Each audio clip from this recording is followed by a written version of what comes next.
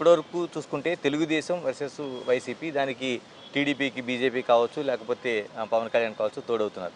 మరి మూడో పార్టీగా ఇప్పుడు షర్మిల పార్టీ వచ్చింది కాంగ్రెస్ది. మొన్నటి వరకు లేదనుకున్న పార్టీ ఇప్పుడు వచ్చింది. ఎలా అంచనా వేస్తున్నారు? ఒక ప్రయత్నం జరుగుతోంది.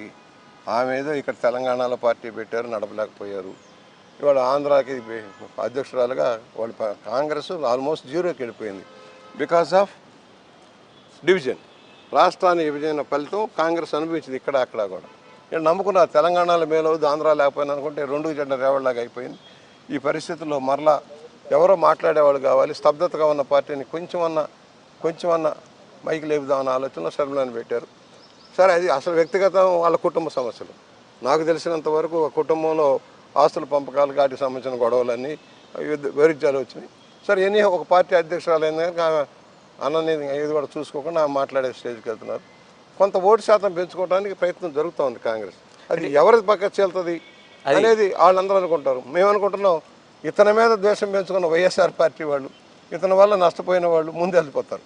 వాళ్ళకి ఆల్టర్నేటివ్ కావాలి. రాజకీయాల్లో ఉన్నవాడు ఏదో ఒకటి దారి చూసుకోవాలి కనుక కొంత వెళ్తారు. దాని మీద ఓటు శాతం ఎంత వెళ్తుంది అంటే అంత ఎక్కువ వెళ్ళేదానికి అవకాశం లేదు. నాయకులకు ప్రత్యామ్నాయం దొరుకుతుంది. అంటే నేను స్పష్టంగా తెలుసుకున్నానండి. ఎలా అంటే ఇది షర్మిల వచ్చిన తర్వాత ప్రభుత్వ వ్యతిరేక ఓటుని ఆవిడ క్యాష్ చేసుకుంటుందా, లేకపోతే జగన్మోహన్ రెడ్డికి వ్యతిరేకంగా వాళ్ళు ఓటు క్యాష్ చేసుకుంటుందా? 100% ప్రభుత్వ వ్యతిరేక ఓటుని అంటే జగన్మోహన్ రెడ్డి తరఫున ఉన్న వాళ్ళందరూ క్యాచ్ చేస్తారు. జగన్మోహన్ రెడ్డి ఎదుర్కొన్న వాళ్ళని క్యాచ్ చేస్తారు.